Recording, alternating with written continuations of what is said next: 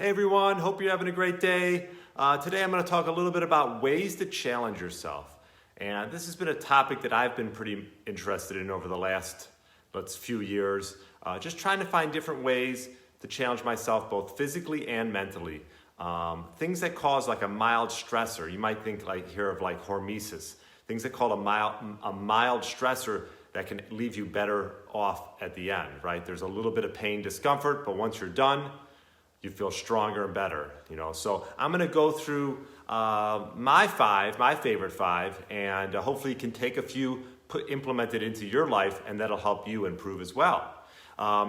Physical exercise is a hormetic stressor, right? Putting yourself through a little bit of stress through lifting, or it could be through running or swimming, whatever it is. And it can pretty much trigger adaptations that increase what's called mitochondrial density and biogenesis through what's called mitochondrial hormesis. So there's a lot going on there, but the bottom line is physical exercise. Start slow if you've never done it before, maybe 10, 15 minutes a day, and then build yourself up. It doesn't have to be something that takes forever. If you just do it consistently over time, I find personally that I'm like somewhat addicted to it. It just becomes part of your life. I'm sure a lot of people can attest to this, and if you're missing it, you just feel like you're missing something. So that's number one for a stressor, a hormetic stressor. Number two would be like cold exposure, which is something I've gotten into over the last couple years now. Cold exposure, I've gotten into cold plunging. I've posted a few videos. Maybe I'll post a few more now that temperatures are cooling. Get the pool nice and cold, or you can just do this in a tub. Fill up your tub, throw some, 40, 50 pounds of ice in there, and get in there. I mean, cold exposure is meant to trigger something called AMPK, which causes your mitochondria to grow and be more efficient. So it also reduces inflammation, strengthens the immune system, and increases your tolerance for pain. So definitely check out some cold exposure, whether it's cryotherapy or jumping in a tub. Number three would be heat exposure.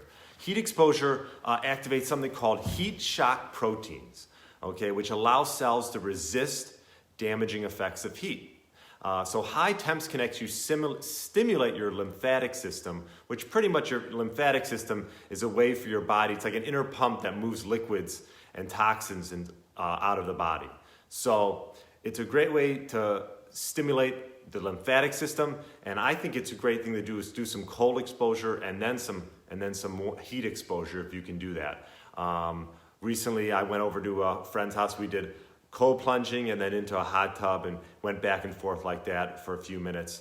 So anyways, heat exposure is number three. Number four would be, you hear me talk about it a lot, but intermittent fasting is a form of mild stress that you're putting on the body, right?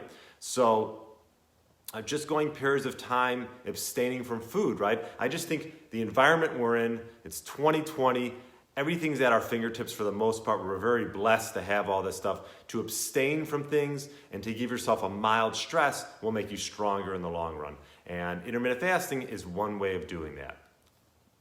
Lastly, mental stress. I think this is something that gets overlooked, and I don't talk a ton about it, but it's something that I do keep an eye on. I mean, you see people get older, and this, obviously dementia, things like that. You want to avoid that, but having causing yourself some mental stress. This could be learning new things. This could be learning an instrument or a new language, or just putting yourself in maybe a little bit of a stressful, unpredictable situation. This will help grow and trigger neuroplasticity and neurogenesis. You can stimulate new brain cells as you get older. It's proven. So learn an instrument, learn a new language, whatever it is. That's my number five for hormesis and for mild stresses that you can put on the body in order to improve. So anyways, take all: physical exercise, cold exposure, heat exposure, intermittent fasting, and some type of mental stress. And I found this quote, I thought it was perfect for this piece. Pain is inevitable, suffering is optional. And which means you can't always escape the stimuli that's causing that pain or discomfort, but you can sort of adapt and learn how to trigger things that it doesn't bother you as much, okay? And when you do these stressors, for example, like fasting, once you get the hang of it, missing a meal is not a big deal, and you can go on with your day.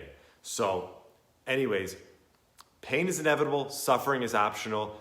Just some words to live by, and I hope you have a great day and take one of these ways to challenge yourself and add it to your life.